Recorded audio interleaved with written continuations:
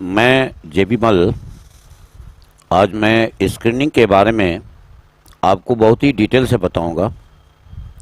Screening के बारे में बताने के पहले मैं आपको एक मैसेज कन्वे कर दूं, चाहे वो स्क्रीनिंग हो या टीएटी हो या डब्ल्यूटी हो, एसआरटी हो या एसडी हो या जीटीओ पार्ट हो या इंटरव्यू टेक्निक हो, मैं सब पर मैंने रिसर्च किया हुआ है।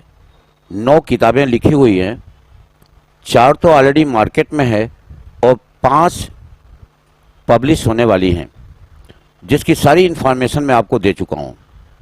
इसलिए मैं जिस भी मुद्दे पर बोलूँगा उसमें आपको इंटरप्रेट कर दूंगा कि आप जो लिख रहे हैं वो गलत है तो क्यों गलत है, उस गलत का स्थान पर सही होना चाहिए, क्या सही होना चाहिए, वो सही है तो क्यों है, और आपका गलत है तो क्यों गलत है। आज मेरा मुद्दा स्क्रीनिंग का है।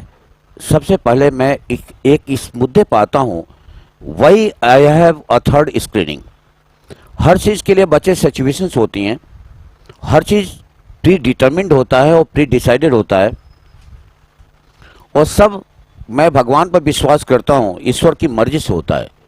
2012 में मेरे पास 6 लड़के आए। ये लड़के थे रुड़की, चंडीगढ़, दिल्ली, जम्मू एंड कश्मीर, छत्तीसगढ़ और हरियाणा। ये 6 लड़के मोस्ट डिजर्विंग थे, सब बीटेक थे, और 6 को मैं कमीशन देना चाहता था। मैं 8-8 घंटे 6-6 घंटे का मेरे यहाँ सेशन है। मैं 6 में से केवल 1 लड़का जोगेश लांबा, जिसको मैं कमीशन दे पाया, और बाकी 5 लड़के स्क्रीनिंग से आउट कर दिए गए।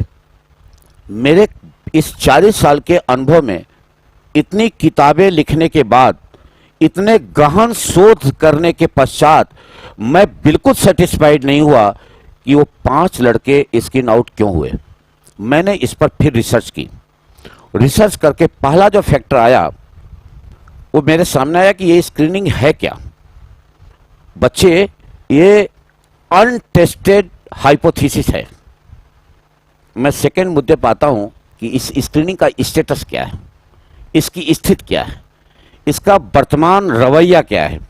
आप अगर इसका डेटा कलेक्शन करें, मेरे पास सारे डेटा कलेक्शन हैं, तो डेटा कलेक्शन पर आपके सामने एक बहुत अच्छी तस्वीर आएगी कि इसका जो फर्स्ट राउंड है, जिसे हम स्क्रीनिंग कहते हैं, जहां पर मिनी बोर्ड बैठती है, एक साइकोलॉजिस्ट बैठेगा या साइंटिस्ट, एक जीटीओ बैठेगा और एक आईओ बैठेगा, इंटरव्यू अफसर बैठेगा या डिप्टी प्रेसिडेंट बैठेगा या प्रेसिडेंट बैठेगा। ये मिनी बोर्ड बैठती है। इसमें अब कौन लड़का डिजर्विंग है, कौन लड़का नहीं डिजर्विंग है, कौन लड़का जेबीए लेवल पे है, जस्ट बिलो एवरेज लेवल पे है, कौन लड़का एवरेज लेवल पे है, ये 3 लोग मिलकर डिसाइड करते हैं।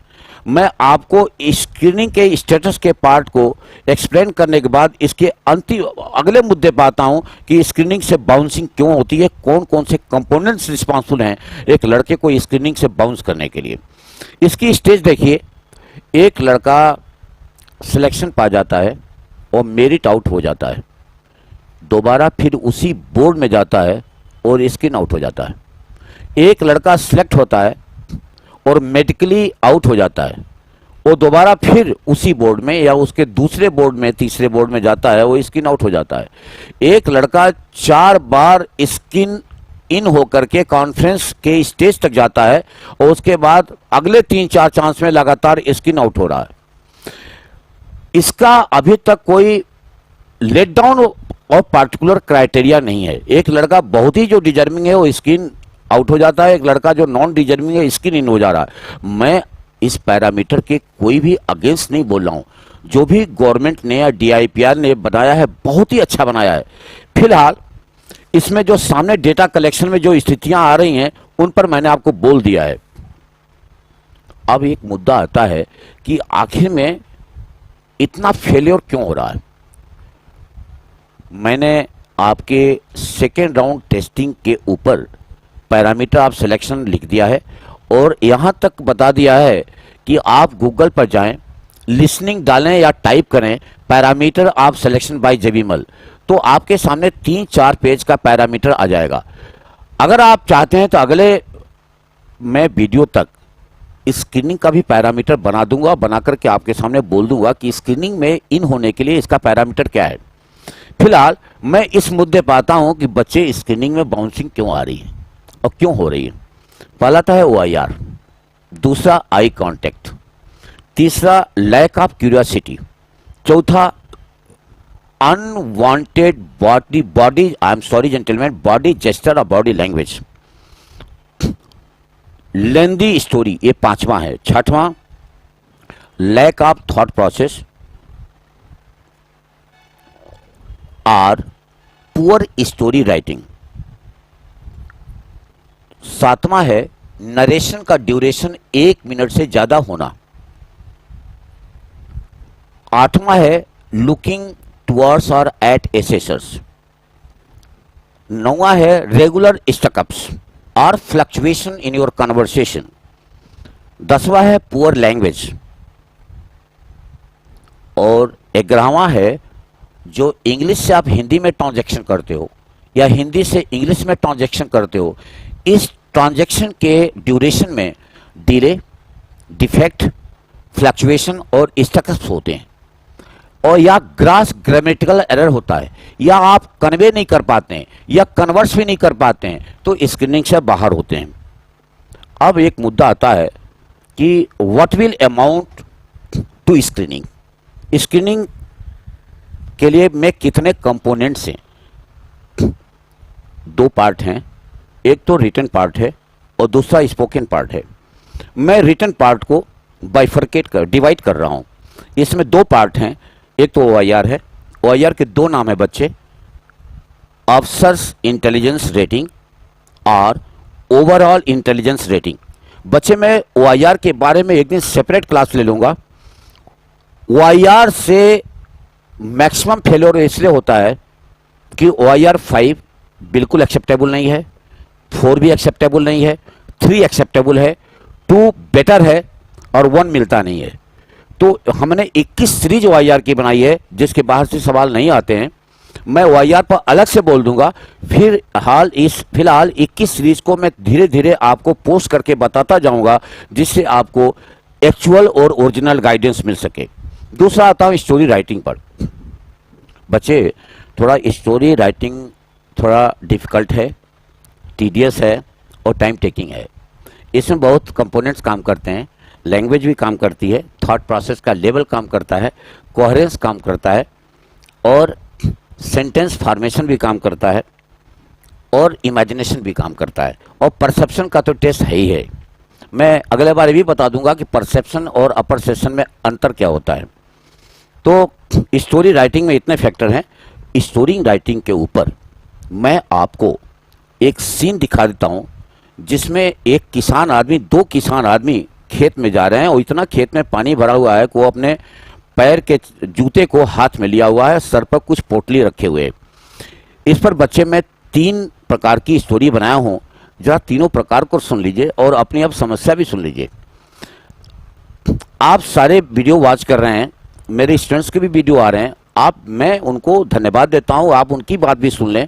जहां आपको एक्यूरेसी दिखाई दे, जहां आपको एक्चुअल एजुकेशन दिखाई दे, आप उसको सुने। आप फ्री हैं।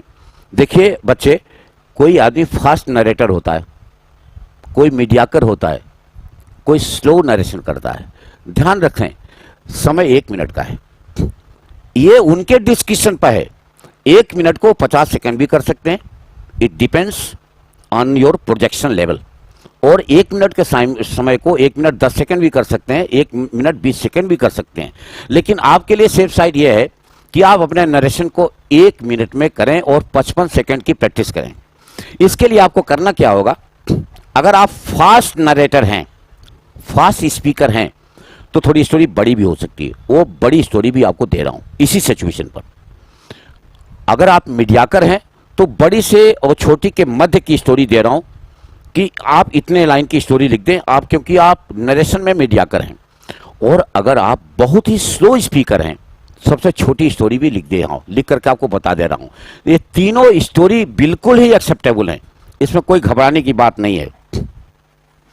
अब जो अगला मुद्दा आता है नरेशन पर और जीडी ऑन पीपीडीटी पर। बेटे ये स्पोकन पार्ट है। मैंने आपको पहले बताया था कि स्क्रीनिंग में 2 पार्ट हैं, एक तो रिटन पार्ट है, एक स्पोकन पार्ट है। रिटन पार्ट में 2 आता है, OIR आता है और स्टोरी राइटिंग आती है। स्पोकन पार्ट में 2 आता है, नरेशन आता है और GD on PPDT, group discussion on picture and perception and description test. तो नरेशन पर मैं बाद में बात करूंगा, क्योंकि नरेशन बहुत ही एक लेंदी प्रोसेस है। इसमें बहुत कंपोनेंट्स हैं, बहुत ही टेक्निक इन्वॉल्व करती हैं। मैं नरेशन करके आपके सामने खुद दिखाऊंगा। इसमें पिच मॉड्यूलेशन भी चाहिए, इसमें लैंडिंग चाहिए, टेक ऑफ चाहिए, कहाँ प्रेशर देना है, कहाँ लैंड करना है, कहाँ पिच मॉड्यूलेट, कहाँ अपने वॉइस को मॉड्यूलेट करना है, कहाँ धीमा बोलना है, और आपकी पर्सनालिटी के अनुसार आपकी स्पीड क्या होनी चाहिए। आज मैं इतना ही आपको बता दे रहा हूं कि सीन मैं दिखा देता हूं, और सीन दिखाने के बाद उसमें 3 स्टोरी आप पढ़ लें और पढ़ करके उसको 1 मिनट में नरेट कर दें, और सीन के बगल में उसका सेक्स, एज और मूड मैंने डिटरमिन करके आपको दिखा दिया है, और उसके आगे मैंने एक्शन आपको दिखा दिया है। अगर आज के इस वीडियो में कोई त्रुटि हुई हो हमारी तरफ से तो उसे क्षमा करें। अगला वीडियो फिर मैं स्क्रीनिंग पर दूंगा, और जो भी लिटरेचर आपको चाहिए ऑन डिमांड आप मंगा सकते हैं हमसे। आपको अगर ये वीडियो, ये एजुकेशन बहुत अच्छी लग रही है तो इसको लाइक करें और सब्सक्राइब करें। Thank you.